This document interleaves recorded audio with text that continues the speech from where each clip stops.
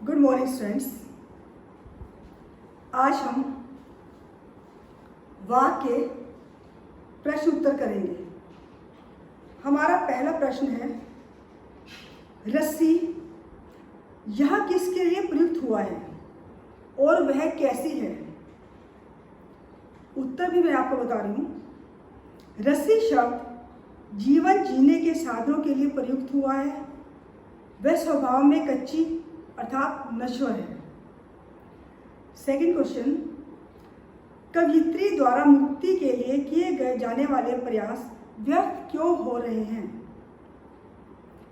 कवियत्री का जीवन बीता जा रहा है, उम्र बढ़ती जा रही है, मृत्यु निकट आ रही है, किंतु प्रभु से मिलन नहीं हो पा रहा। अतः उसे लगता है कि उसकी सारी साधना व्यर्थ हुई जा रही हैं। साधना का परिणाम नहीं निकल रहा, उसको कोई रिजल्ट नहीं आ रहा, इसलिए उसे ऐसा लगता है कि जितने भी उसने ये प्रयास किए थे ये सब व्यर्थ होते जा रहे हैं। थर्ड क्वेश्चन, कवियत्री का घर जाने की चाह से क्या तात्पर्य है? क्या मतलब है उसका? घर जाने की चाह से तात्पर्य है परमात्मा से मिलना। परमात्मा का घर, उसको परमात्मा से मिलन है, उसी को ही घर जाने की चाह बोलते हैं। उसकी इच्छा है कि उसकी परमात्मा से मिलन हो जाए।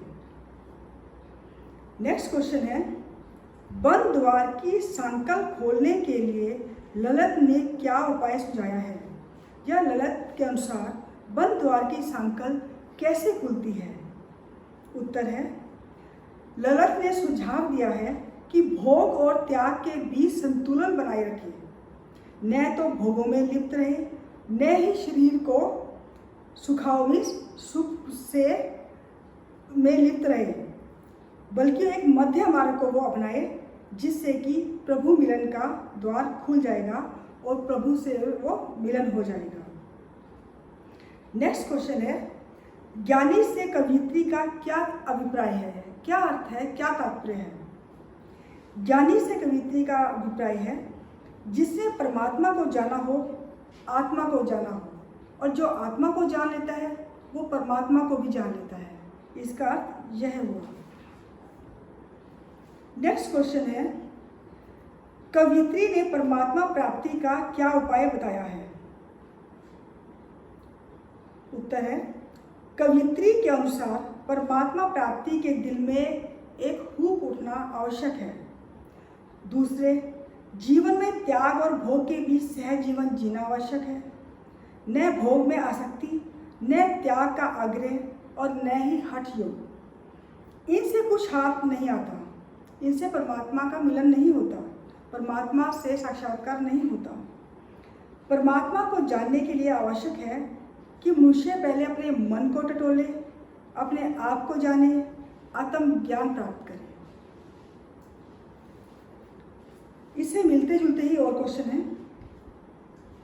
कवियत्री की दृष्टि में परमात्मा प्राप्ति के मार्ग में कौन कौन सी बाधाएं सामने आती हैं? पहले वाले क्वेश्चन स्टूडेंट्स मैंने थोड़े छोटे बताए थे, ये 2 मार्क्स के या से बड़े अगर आ जाए तो आप इसको इस ढंग से लिख सकते हैं। उत्तर है, कवियत्री की दृष्टि से मनुष्य की नश्वर और क्षण भंगुर देह सबसे बड़ी बाधा है। परमात्मा की डगर बहुत बड़ी है, लंबी है, लेकिन मनुष्य का जीवन बहुत लघु है, छोटा है। दूसरी बाधा क्या आती है? सांसारिक भोग। ये जीव को परमात्मा के मार्ग से भटकाते हैं। तीसरी बाधा हमारे कौन सी आती है प्रभु मिलन में? वह है अहंकार की भावना। प्राय त्यागी तपस्वी लोग अहंकारी हो जाते हैं तथा स्वयं को महात्मा मानकर परमात्मा से दूर हो जाते हैं। वो समझते हैं कि हम ही परमात्मा हैं, तो इस प्रकार वो परमात्मा से उनका मिलन नहीं हो पाता। चौथी बाधा है हठ योग, कि सुषुम्ना नाड़ी या कोई साधना करने से परमात्मा नहीं प्राप्त होते। पांचवी बाधा है सांप्रदायिक भेदभाव, आपसी भेदभाव, जैसे हिंदू मुसलमान का लड़ाई झगड़ा, ये सब लोग आपस में लड़ झगड़ कर भक्ति के मार्ग से भटक जाते हैं।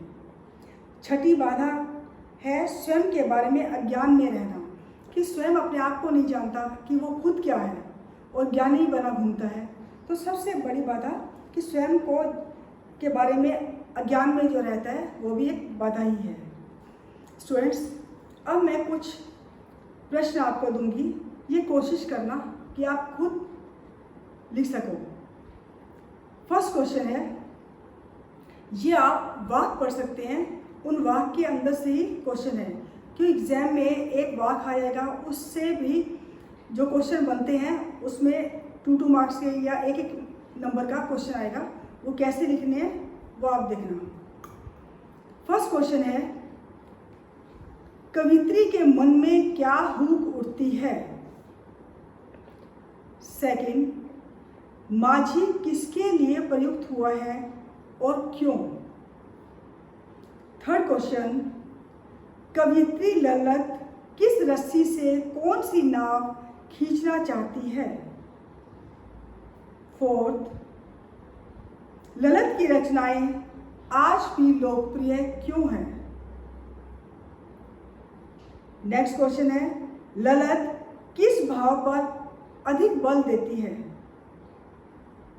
नेक्स्ट क्वेश्चन, कवित्री माझी के समक्ष परेशान क्यों है।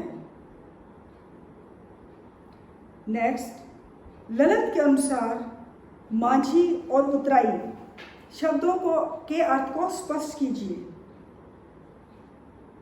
लास्ट क्वेश्चन है, वाक्य का अर्थ क्या है। इस कविता में रस्सी किसके लिए प्रयुक्त हुआ है। ये पहले भी आया था, लेकिन उस क्वेश्चन में भी आप लिख सकते हो, लेकिन अगर अलग से अगर आ जाए तो आप कैसे लिखेंगे वो इसमें उत्तर देना है। आज का आपका होमवर्क इतना ही है। अगर आपको ये वीडियो पसंद आई हो तो फ्रेंड्स लाइक, शेयर और कमेंट जरूर करना। Thank you. Have a nice day.